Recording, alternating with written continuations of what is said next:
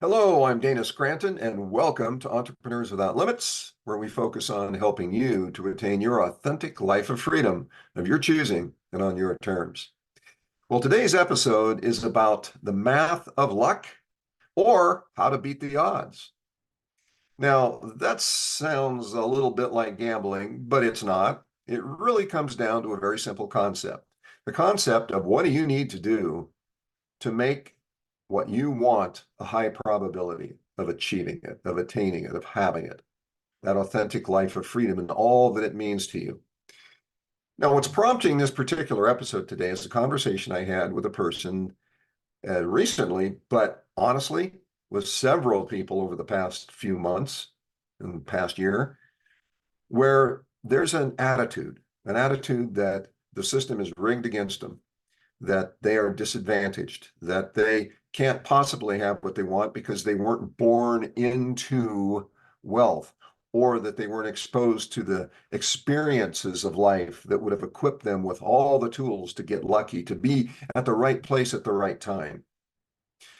Well, all of that is, to me, a lot of rationalization, trying to rationalize where those people are at this point in their life, the state of life that they have. They don't want to take responsibility for it. They want to blame it on somebody else. It's a victim mentality. An entrepreneur cannot succeed with a victim mentality.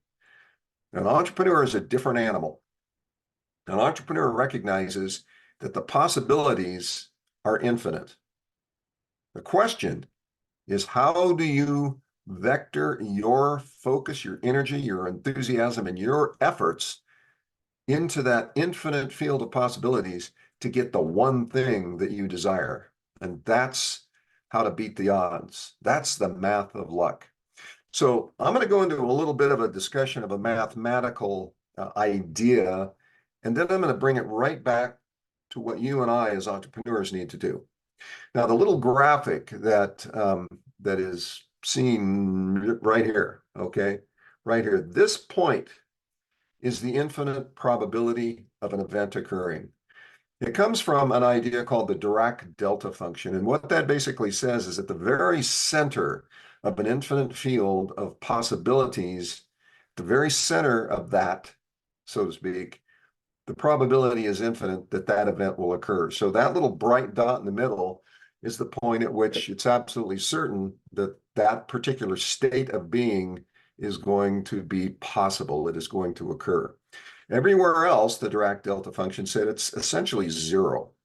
So what does that mean? Well, in the world of quantum physics, there's an infinite state of possibilities. No time, no space, just possibilities. And it's infinite.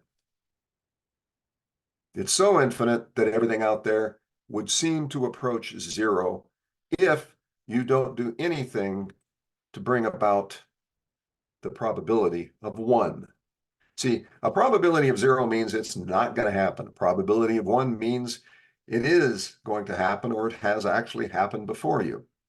So what does that have to do with entrepreneurship? Well, it goes like this. Let's just assume that there are infinite possibilities out there in front of us. We're starting with a clean slate and we define a desire, we define a purpose. Okay, now remember, one of the formulas that I teach is you have a dream, you have a longing, a wish.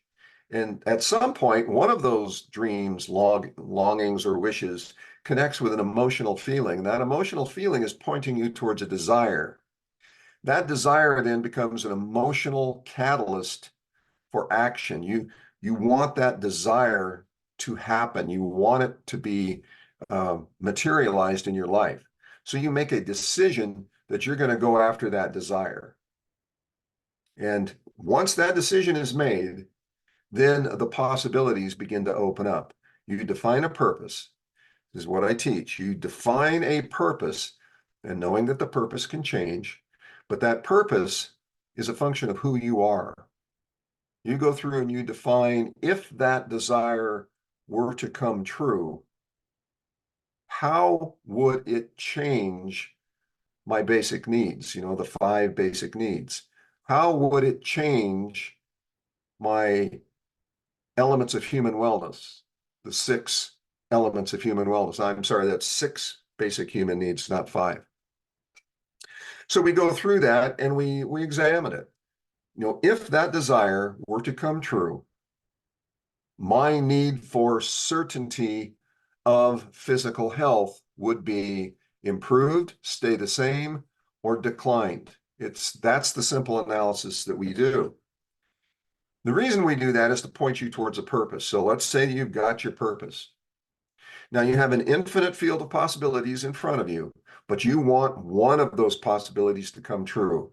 And that possibility is your authentic life of, well, freedom, not purpose. Your authentic life of freedom and all of that and what it means to you, that's your desire. That's your point that you want to be an absolute probability of 1. How do you get there? Well, you have to get there by applying your energy, your focus, your enthusiasm in a directed effort to achieve it. That's one of the reasons that we define purpose and vision and help you create an identity that is supportive of the purpose and vision. Because if you have a definitive purpose, the attainment of which will create that authentic life of freedom, either on the way to it or when you attain it, however you so have designed your path across the frontier of possibilities, then you can identify the things you have to do. You can put together the plan, and that plan maximizes the probability of achieving what you want, because what it does is it eliminates a lot of the possibilities that are irrelevant, a lot of the possibilities that do not align with who you are, where you're going, and why. You see, when you sit down and you define your desire, you have already started to eliminate a lot of the random, irrelevant possibilities, and you have narrowed the field. So now it's not an infinite number of possibilities. You have now narrowed the field to a finite region of possibilities. Then when you take that desire and you've put it into a purpose and a plan, you have now narrowed the possibilities further towards what you want. So now you have fewer possibilities that can occur, and that's a good thing, because that means your energy is being applied to fewer possibilities on the way to achieving the one thing that you want. Then we add action, and we add our behavior and our mental state and all the things that put us on a track to achieve that which you desire. Now you have narrowed the possibilities even further down to a very narrow channel that leads you directly to attaining what you want. Now, that's an idealistic explanation. It may be that along the way you discover that that's not really what you want. You want to go in a different direction. But the beauty of it is you have already taken a considerable journey across the frontier of possibilities, and you are closer to what you want because you now know what you don't want. When you know what you don't want, that eliminates a lot of possibilities. When you commit, when you are absolutely possessed with belief and commitment and conviction that you will achieve that outcome, now you have created your luck. That's the math of luck, and that's how you beat the odds. You create what you want by focusing your energy, your enthusiasm, your belief, your purpose, your vision, all of that in the attainment of the one thing that you desire. And yes, it can change along the way. As we grow, as we realize where we're really going and why, we're going to change direction a little bit, and that's fine. But the point being is you have the possibilities before you, and you have the power to eliminate the infinite and focus it down to the finite being what you want in your life. Now, to do that, it's a mental game. You have to be in control of your thoughts, your emotions, that definitiveness of purpose that Napoleon Hill speaks about in Think and Grow Rich and most of his other publications. That has become the seed of a great many personal development gurus and programs. It's true.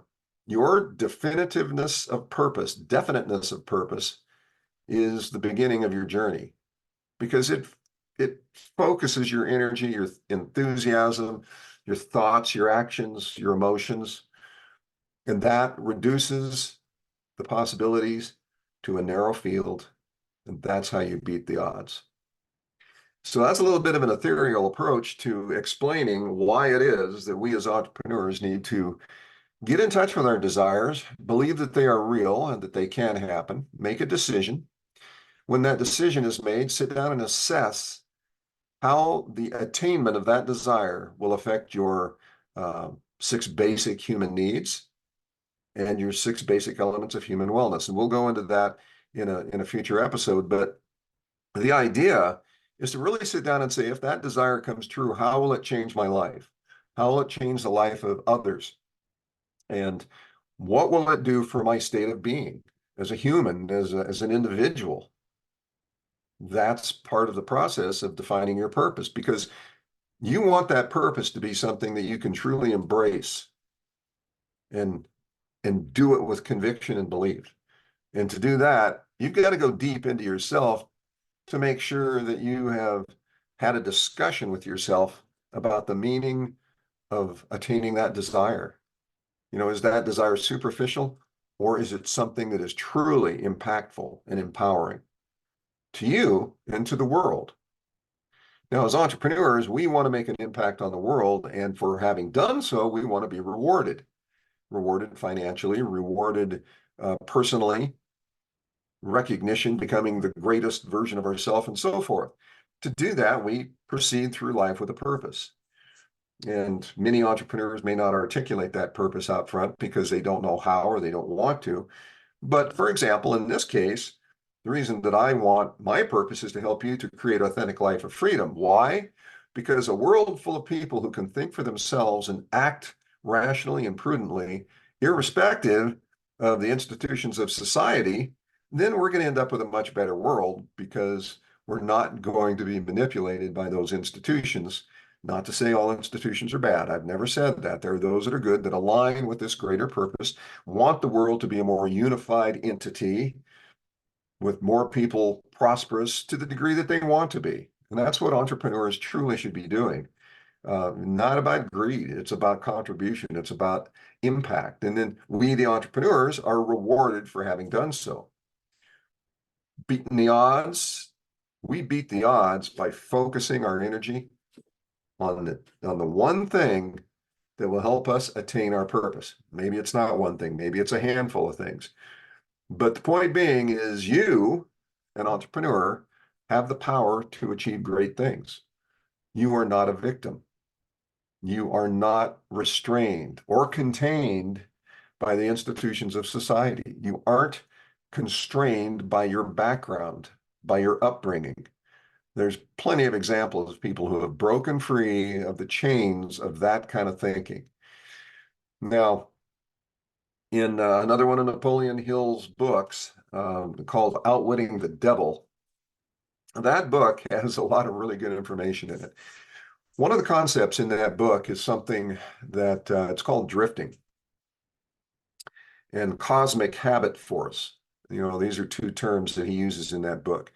Fundamentally, what they are is your thoughts, if they are negative, if they are restrictive, if they are constantly rationalizing all the bad things that have happened, and that's what's put you where you are, what can happen there is it can create something called a cosmic habit force, which pulls you into a certain way of thinking, of living, and that particular phenomenon decreases the probabilities that you're going to get what you want. It throws you right back into that field of infinite possibilities that you're wandering through and bouncing off of things, but never, ever getting to the point where you can have that which you desire, at least not in a positive sense. So that's a concept that is really allied with what we've just talked about. You got to control your thoughts in a way that are congruent with achieving your purpose. And that's all part of the game of narrowing the application of your energy so that you are clearly pointed right at that dot, that bright point in the future, where you now look back and see that you have become the person who is capable, worthy, and deserving of achieving that purpose and reaping the rewards of having done so. Well, that's today's episode. I hope you found it beneficial. It might have been a little abstract, but I wanted to share that particular way of thinking with you and kind of debunk the idea that it's about luck and that you're just out there trying to beat the odds by throwing dice and throwing spaghetti at the wall, hoping that you're going to get some sort of an ethereal message from that spaghetti. No, it's in your hands. And, it's a decision. And the definition of a good decision is one in which the outcome is okay regardless of which direction it goes. In other words, you have peace of mind with the outcome because you have given due consideration and you put the effort in the right place. And if it didn't work out, it wasn't because you didn't try and you didn't have the right focus and energy. It just means that you just learned how to close the gap to where you really want to be. All right. Well, take care. Get out there on that frontier of possibilities and make it happen. We'll see you in the next episode.